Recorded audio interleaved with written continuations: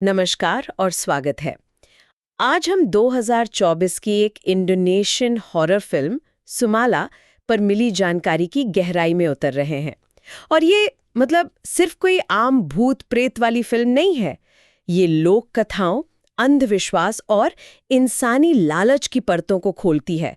तो आज का हमारा मिशन है ये समझना कि आखिर इस फिल्म में ऐसा क्या खास है जो इसे अलग बनाता है, ये किस तरह का डर पैदा करती है और क्या ये उन लोगों के लिए है जो हॉरर में कुछ नया और गहरा ढूंढ रहे हैं।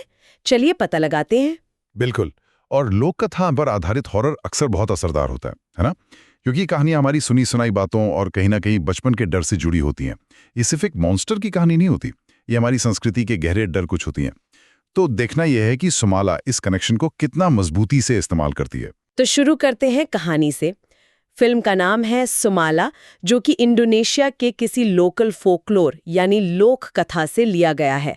और ये सिर्फ एक नाम नहीं है। हाँ, इसे एक शक्ति माना जाता है वहाँ, एक ऐसी शक्ति जो अन्याय का बदला लेती है।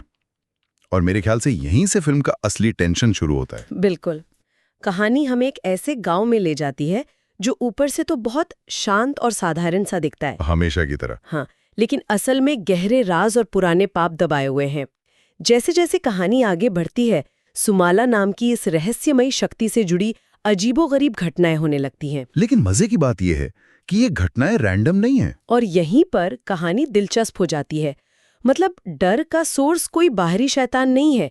डर का सोर्स है वो गांव वालों के अपने कर्म। जिन लोगों ने अतीत में गलत काम किए हैं या किसी अन्याय पर अपनी चुप्पी साधे रखी, वो एक एक करके इस शक्ति का निशाना बनते हैं। तो एक तरह से ये हॉरर आपको बाहर से नहीं बल्कि आपके अंदर से डराता है। ये दिखाता है कि आपका अपना अतीत ही आपका सबसे बड़ा दुश्मन बन सकता है। ये सिर्फ एक सर्वाइवल स्टोरी नहीं है, ये एक मॉरल स्टोरी भी है। ये सवाल उठाती है कि क्या हम अपने किए हुए पापों से सच में कभी भाग सकते हैं। और ये बात फिल्म के क्राफ्ट में भी साफ झलकती है, खासकर एक्टर्स की परफॉर्मेंस में। जानकारी के मुताबिक फिल्म में कोई भी ओवर द टॉप एक्टिंग नहीं है। शुक्र है। हाँ, जो अक्सर हॉरर फिल्मों का मजा किरकिरा कर देती है। ये बहुत जरूरी पॉइंट है, क्योंकि अगर एक्टिंग ही नकली लगे तो डर कभी पैदा हो ही नहीं सकता। और इसमें खासकर जो महिला लीड है, उनकी परफॉर्मेंस को बहुत सराहा गया है। उनका डर, उनकी वो पीड़ा बहुत असली लगती है। और जब एक्टर का डर सच्चा लगता है, तभी तो दर्शक उस किरदार से जुड़ पाते हैं और उस खौफ को महसूस कर पाते हैं। बिल्कुल। और एक्टर्स के चेहरे पर जो असली डर है, उसे और भी ज्यादा असरदार बनाने का काम करती है फिल्म की सिनेमेटोग्राफी। फिल्म का जो विजुअल टोन है ना, वो बहुत डार्क और ग्रिटी है। हाँ, मैंने भी ये नोटिस किया। ज्यादातर सीन कम रोशनी में शूट किए गए हैं। और ये सिर्फ अंधेरा दिखाने के लिए नहीं है ना? कि उस अंधेरे में क्या छिपा हो सकता है। और अनजाना डर हमेशा देखे हुए डर से ज्यादा ताकतवर होता है। सही कहा। कैमरा वर्क इतना मजबूत है कि कई बार बिना किसी डायलॉग के भी सीन में टेंशन और डर बना रहता है। वो खामोशी सबसे ज्यादा शोर करती है। हाँ, और फिर उस खामोशी को चीरता है फिल्म का साउंड डिजाइन। इसमें दोनों तरह के साउंड का इस्तेमाल है। एक तो वो अचानक आने वाले साउंड इफेक्ट्स, जंप स्केयर्स। हाँ, जंप स्केयर्स। लेकिन उससे भी ज्यादा असरदार है एक धीमा, लगातार बना रहने वाला बैकग्राउंड स्कोर, जो आपके अंदर एक बेचैनी सी पैदा कर देता है। बिल्कुल। एक जगह तो सलाह भी दी गई है कि इसे हेडफोन लगाकर देखोगे तो डर दुगना हो जाएगा। मैंने ये गलती एक बार की थी। रात में हेडफोन लगाकर एक हॉरर फिल्म देखी थी, दोबारा हिम्मत नहीं हुई। हाँ, बिल्कुल सही। और जब आप इन सब चीजों को एक साथ मिलाते हैं, यानी नेचुरल एक्टिंग, डार्क विजुअल्स और एक परेशान करने वाला साउंड डिजाइन, तो ये सब मिलकर बनाते हैं एटमॉस्फेरिक हॉरर। इसका मकसद आपको हर 2 मिनट में सीट से उछालना नहीं है। इसका मकसद है धीरे धीरे आपके जहन में एक खौफ का माहौल बनाना, जो फिल्म खत्म होने के बाद भी आपके साथ रह जाए। ये वो डर है जिसे आप घर लेकर जाते हैं। तो अब उस सबसे बड़े सवाल पर आते हैं जो हर कोई हॉरर फिल्म देखने से पहले पूछता है कि क्या ये सच में डरावनी है? हाँ, और हमारे पास जो जानकारी है उसका जवाब है हाँ, लेकिन शायद उस तरह से नहीं जैसा लोग उम्मीद करते हैं। सही कहा। ये चीख चिल्लाहट और खून खराबे वाला हॉरर नहीं है। ये एक साइकोलॉजिकल और एटमॉस्फेरिक हॉरर है। ये डर आपके दिमाग पर धीरे धीरे हावी होता है। ये आपको उछलने पर नहीं बल्कि सोचने पर मजबूर करता है। ये आपको डराता है, लेकिन साथ ही आपसे कुछ गहरे सवाल भी पूछता है। और ये फिल्म सिर्फ एक हॉरर फिल्म होने से आगे निकल जाती है। ये अंधविश्वास, लालच, औरतों पर होने वाले अत्याचार और सबसे बढ़कर समाज की चुप्पी जैसे मुद्दों पर बात करती है।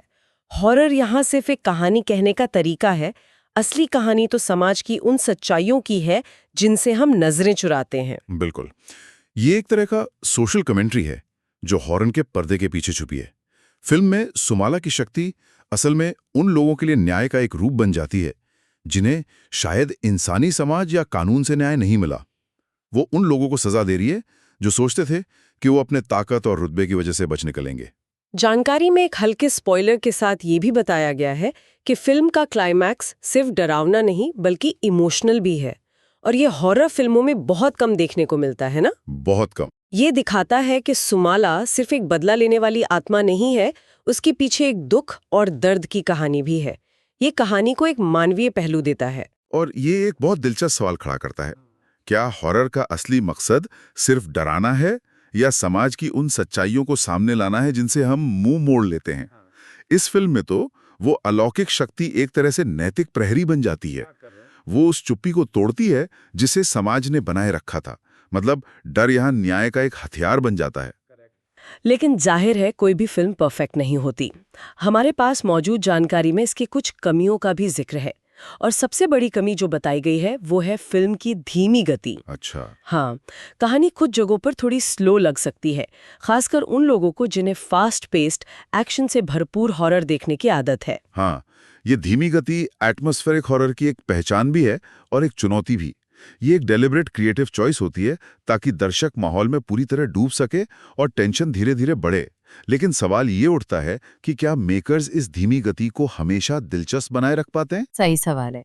क्या ये धीमी गति कहानी को बनाती है या कुछ जगहों पर दर्शकों को कहानी से दूर कर देती है? सूत्रों से ये इशारा मिलता है कि कुछ हिस्सों में पेस थोड़ा और टाइट हो सकता था, तो जिन्हें तुरंत एक्शन चाहिए उन्हें शायद थोड़ा धैर्य रखना पड़ सकता है। ये एक तरह का ट्रेड ऑफ है। आपको शायद जंप स्केयर्स की कमी महसूस हो, लेकिन बदले में आपको एक गहरा, परेशान करने वाला अनुभव मिलता है। ये इस बात पर निर्भर करता है कि आप एक दर्शक के तौर पर हॉरर से चाहते क्या हैं। तो इन सब बातों का क्या मतलब निकलता है? आखिर में फिल्म को 5 में से 3.8 स्टार की काफी अच्छी रेटिंग दी गई है, और ये रेटिंग बताती है कि फिल्म जो करना चाहती थी उसमें वो काफी हद तक सफल रही है। बिल्कुल। इसे उन लोगों के लिए रेकमेंड किया गया है जो हॉरर में सिर्फ डर नहीं बल्कि एक कहानी और एक संदेश भी ढूंढते हैं। अगर कोई साइकोलॉजिकल थ्रिलर और लोक कथाओं पर आधारित कहानियों का शौकीन है तो ये फिल्म उनके लिए एक अच्छा अनुभव हो सकती है। लेकिन हाँ, अगर कोई सिर्फ और सिर्फ जंप स्केयर्स और तेज एक्शन चाहता है तो शायद ये उनके लिए नहीं है। तो संक्षेप में कहें तो सुमाला एक इंडोनेशियन एटमॉस्फेरिक हॉरर है। ये अपनी कहानी कहने के लिए लोक कथाओं का बहुत प्रभावी ढंग से इस्तेमाल करती है और डर के जरिए गहरे सामाजिक संदेश देती है। एक्टिंग, सिनेमैटोग्राफी और साउंड डिजाइन जैसे तकनीकी मामलों में ये मजबूत है। लेकिन धीमी है। हाँ, लेकिन इसकी धीमी गति शायद हर किसी को पसंद ना आए। ये एक सोचने पर मजबूर करने वाला हॉरर है। इस पूरी चर्चा से एक आखिरी विचार मेरे दिमाग में आ रहा है। आपने समाज की चुप्पी का जिक्र किया, जो बहुत पावरफुल आइडिया है। लोक कथाओं में भूत या आत्माएं अक्सर सिर्फ डराने के लिए नहीं होती हैं। वे उन अनकही या अनसुनी आवाज़ों का प्रतीक होती हैं जिन्हें जीते जी दबा दिया गया था, है ना? खासकर अन्याय का शिकार हुए लोगों की आवाज़ें। तो सोचने वाली बात यह है कि क्या आज के दौर में भी सुमाला जैसी फिल्में समाज का वही आईना दिखाने का काम कर रही हैं? क्या ये फिल्में हमें उन आवाज़ों को सुनने पर मजबूर कर रही हैं जिन्हें हम अपनी सुविधा के लिए जानबूझकर अनसुना कर देते हैं?